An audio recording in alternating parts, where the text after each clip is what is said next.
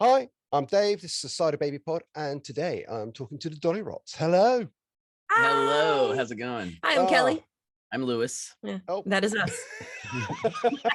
Okay, you're looking well. It's looking very sunny over there where you are. It is very Yeah, sunny. we're in Florida, so Yeah. we have the Awesome. palm trees and the sunlight. Can you bring some over, would you please? Yes, we will. That's Yes. what we do. That's our job. Yeah, that's what we bring to the we stage. bring- Sunshine and rock and roll. Yeah. Now, you're coming to the UK very shortly with Yes. Bowling for Soup. Yeah, we're excited. It's probably I think it's like the 4th or 5th time we've supported Bowling for Soup in the UK. So Yep. that follows playing with them about 1,000 shows in the US. Yeah, they're basically our family. They're kind of our big brothers in rock and roll. So yeah, we're stoked. It's gonna be a ball. It's gonna be awesome. Brilliant. Have you got listed days there or dates? I can do Well, that very fast. You Look can at look on this. your phone, me Kelly. see. Yeah, I think we start on the 12th in Blackpool. Blackpool. Is that correct? And then we Yes. end on the 22nd in London. And then in between, we're doing like Glasgow and Birmingham, and then a bunch of like seaside towns because it's Blackpool, Glasgow, Grimsby, Scarborough, Birmingham, Bournemouth, Bristol, Swansea. That's Wales. we're I can't say it. mispronouncing Yeah, all of these cities. Bexhill on the Sea, Margate, and then London. Yeah, and probably pronounced completely differly than Oh, what yeah. she just did. Like She Norwich, not mutilated mutilated the British like Birmingham. Here it is Birmingham, Birmingham. because we have a Birmingham, Alabama. Yeah. And you pronounce it a lot better than we do over here. I don't know about that. And to be, to make the point, Birmingham is not a seaside town. Okay, so far from it. Yeah. This tour initially was, I think it was a summer tour like 2 years ago. And so slowly dates were added as things sold out. So yeah, so basically it was supposed to be like a it was Surf like a the beach, UK. a beach tour. Yeah. Right. So we were going to play the seaside towns, and then the world paused. Yeah. And so some of these tickets are holdovers from like 2 years ago. Yeah. And so as time went on, it was like, oh, well, these venues are kind of selling out. Let's add, As add they London, rebooked it, like, add well, might as somewhere in well. the Midlands, like that sort of thing. So Yeah. So we're excited. It's a pretty well-rounded tour. Excellent. Now you're promoting a new album, I believe, as well. Yes, we have released a double album. It came out in January. Yeah, we're getting into that gluttonous phase of our rock and roll career where Our it's band like, is 20 years old. I mean, you got to do it at some it's point. like, let's release No way, 20 years old. Yeah. Yeah, we started Really? the band actually a little over 20 years old. We moved out to LA in 2002 to do this in a real way. Yeah. So we were delusional children. We were delusional children. Let's move to LA and be we'll rock be in stars. a rock band. So yeah, some of these songs, it's a B-sides collection. The first 12 songs are originals, and the second half are covers. And so, 24 tracks, and it just kind of gives like the whole spectrum on 20 years of being in a band and all the stuff we haven't officially released during that time. And strangely, it's all pretty cohesive. I mean, once it got sequenced and mastered, a couple things had to get remixed because he's like pulling up things on a hard drive in sessions where like the plugins aren't even a thing anymore. It's like, this is like Pro Tools from 2003. Yeah. So once it all got like, puzzled together, it's actually a pretty cool album. It's a cohesive We were album. Surprised, to be honest. When we listened to it, I was like, wow, I think this actually turned out pretty good. Yeah, people like it. So and there were songs that didn't initially make the release that they were supposed to be on. So it's some of them. You're in the studio, you're recording a record, you end up with like 15 songs, and maybe 12 or 13 make the record, and the others don't. And it probably isn't because they're not good. It's just because they don't fit that particular album. And so a lot of these songs, they're just older and sitting on a hard drive, and we were like, let's do something with it. Send them out into the world. See what people say. and we're not really our feelings wouldn't be hurt if people didn't like it, but it's pretty cool that people dig it and consider it like a good Dollyrots release. If you were to pick a couple of tracks from that album to say, yeah, this is us, this is really us, what two tracks would you pick? I feel like the newest one on there is one of the singles, Too Fun for My Health. And that one we wrote when we put out Daydream Explosion, our most recent studio album. Yeah, that one was kind of prophetic, like we recorded this song about like, having the, the inclination to be motivated to go out and do like crazy things and party and be social and, all those, everything that comes with like being in a band kind of. Yeah, it's kind of a tour song. Being around people. And then, and now looking back on it, it was like, did we foretell this whole like series of events that caused us to like, not have fun for 2 years? Yeah. So, I mean, there's that one. And then, it's hard to pick another one. One of the ones that we kind of reimagined for an official release is called Get Radical. It's kind of like a more like political song. And we had previously released it in using like a major chord progression versus a minor chord progression. So there are two versions of that song out. One of them, the newer one, or the one that we just released, sounds dark. Yeah, because it's minor. Okay. It's a little bit weird. And then the previous version was in a major key, so it sounds like bright. So you can like compare and contrast the two and kind of get like a glimpse at like, all right, what would our songs sound like if we played them all in like a minor key? If we flipped them all. If we flipped them all to make them dark. Yeah, well, it was Because I'm Awesome be minor. Yeah, like our band is, I mean, we're just known for making like bright, sunshiny bubblegum music, Yeah. And so, so that version of that song kind of gives you a glimpse into what would happen if we were just like, you know what, we're just not going to be like that. We're going to be a dark band. Maybe this is completely new direction. It could. Yeah, I mean, maybe the next record's all like just minor key. I think we dance. Maybe a kids album. Minor key dance. Try and get music. a Grammy. Yeah. That's how you get a Grammy. So you said you started 20 years ago. I mean, how did it all start for you? I mean, where did it all start?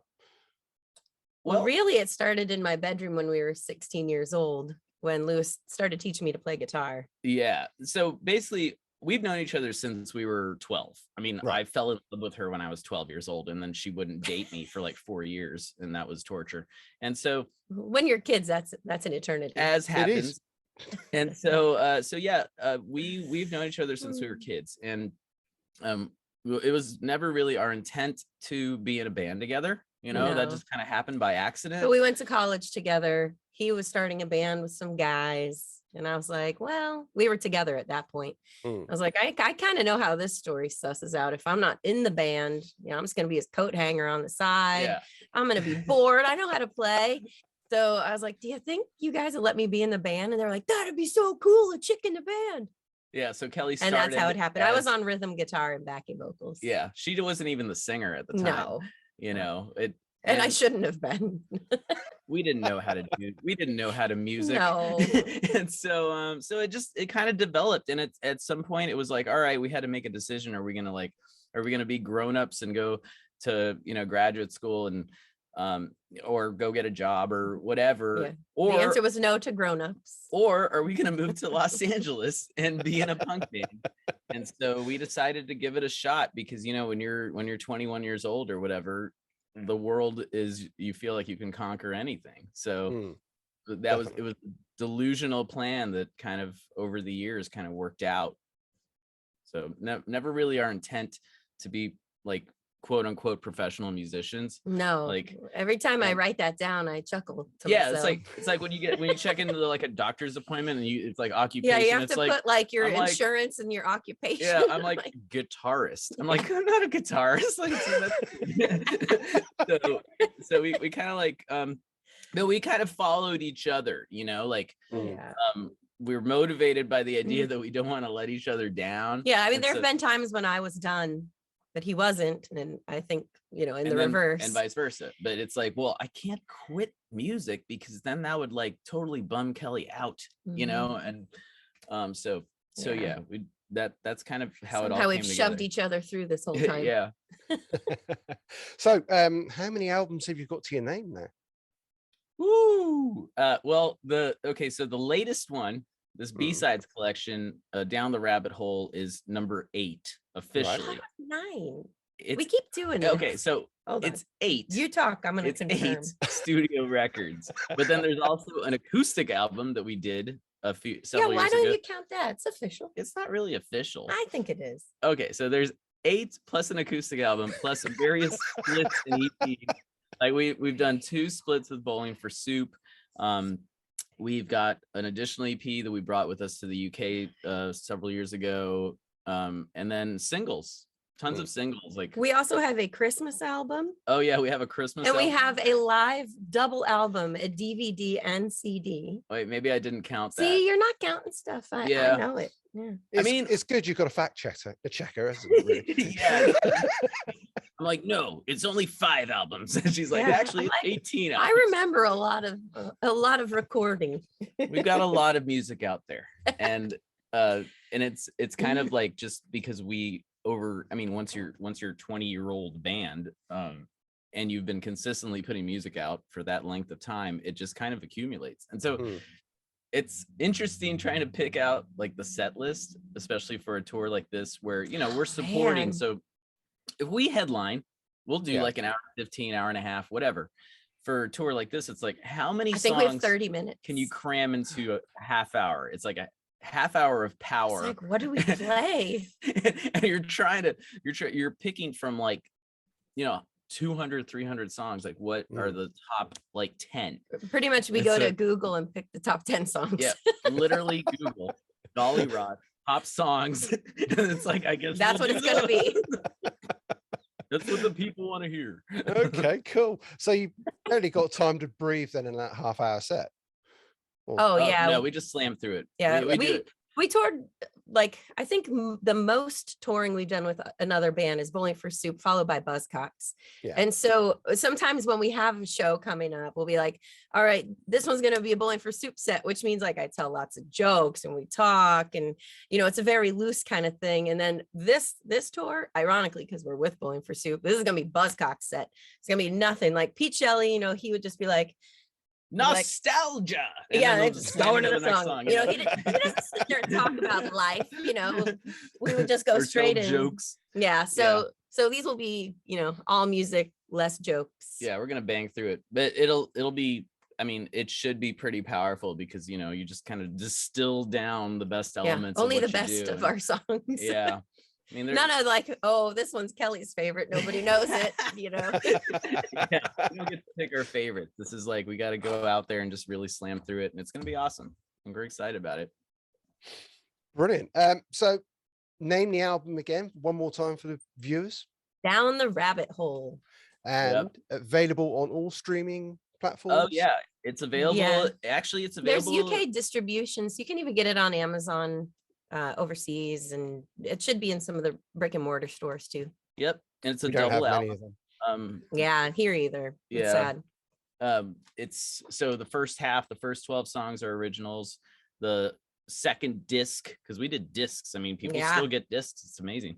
The second disc is all covers, and the covers are just, which seem very weird at the start. it's like the widest spectrum of covers, right? Because it's like we did like Dream Lover, but then we also did like Billy Idol and Rancid, and okay, the strange and the Contours. Yeah, it's like a mix of weird like girl groups and classic like oldies songs, but And then punk. like punk rock, and it, which makes sense if you know what our band is. yeah, So. like if you listen to it, it's like, oh, this is what influenced them. There's like Nirvana next to like Tom Petty.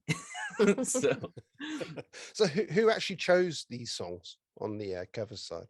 Some of them were just fans. No, we took, I mean, it was basically like we combed through our hard drives and made like a playlist of all the stuff we hadn't like officially released, and then we had to go through it and just listen to it and just be like, it's easy to be objective though, because these songs, some of them are older, and so we're not like precious with them. When you first record a record, it's like every single song is important, because it's like, oh, this is Yeah. like my baby or whatever. But having, you know, a few years or Having some several distance years from it or helps. almost 20 years in some Yeah. cases to have perspective, you know, you can be a little less precious and more brutal and be like, nah, that one kind of sucks. Yeah. let's do this one. This One's feels not good enough. This feels better. You know, you just kind of go with what feels good. Yeah. And so, but they yeah. were recorded for all different reasons. I mean, some were fan requests for Patreon. Some of them, you know, it's like the day Tom Petty died. It's like, why don't we just put out a Tom Petty song on Bandcamp? And, you know, we raised money and sent it to his favorite charity, which is a homeless shelter that we worked with in LA. You know, it's just, some of them are just kind of random songs that we loved and recorded, never put out. Yeah, you know, we'll just record something in like a day. We have our own studio. Lewis does the engineering and recording of pretty much everything we put out there. And then typically for an album, we meet up with our producer, John Fields, and, you know, finish it. But, you know, we record stuff here all the time, and Lewis just does all of it. Yeah, so some of them were like mixes that I was like so worried about in the past, and now I listen back to it and I'm like, that's not that bad. Yeah. so yeah, we're pretty self-sufficient as a band, you know, because we just over the years we've learned, like, I mean, when we first started out, it was like, oh, let's go record a 3-song EP and it's going to cost us $7,000. That's not sustainable. and it's just like we slowly pieced together the pieces of like a pretty legit home studio. And so we cut like 90% of what we do, we cut here. Yeah. You know, so yeah, you gotta be able to do every aspect, you know, as much as you can on your own. And then you bring in talented people to help you finish it off. That's kind of our method. Okay. So we're very lucky to work with really talented people, but we also, like, I mean, if we got to put out a record, we can do it ourselves too. Yeah. Okay. Well, thank you for your time. It has been a blast. Dollyrots, Cool. We will see you in the UK very soon. Right on. Yep, We're looking forward to it. Come have fun with us. Yeah. Take care. Thanks. Right on. See ya.